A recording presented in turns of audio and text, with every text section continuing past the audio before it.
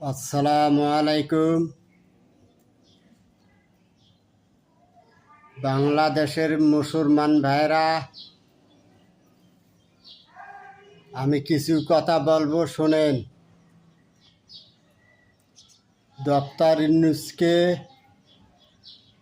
সুদখোর বলা যাবে না। ডক্টর ইউনূস এক সময় বাংলাদেশে বড় ব্যাংকে চাকরি করেছিল, কিন্তু তাই সুদখোর না।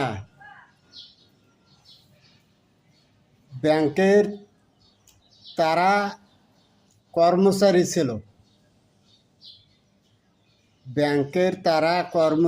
ছিল, এখন মানুষ মনে করে যে সুদখোর বলা যাবে না।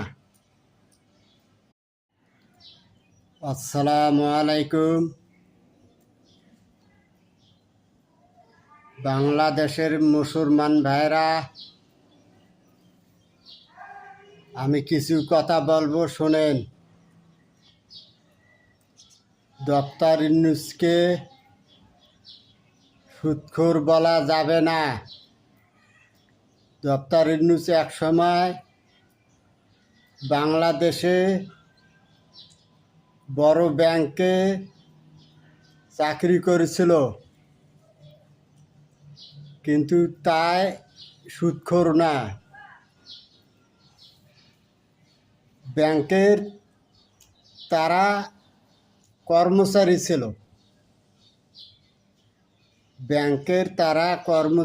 ছিল, এখন মানুষ মনে করে যে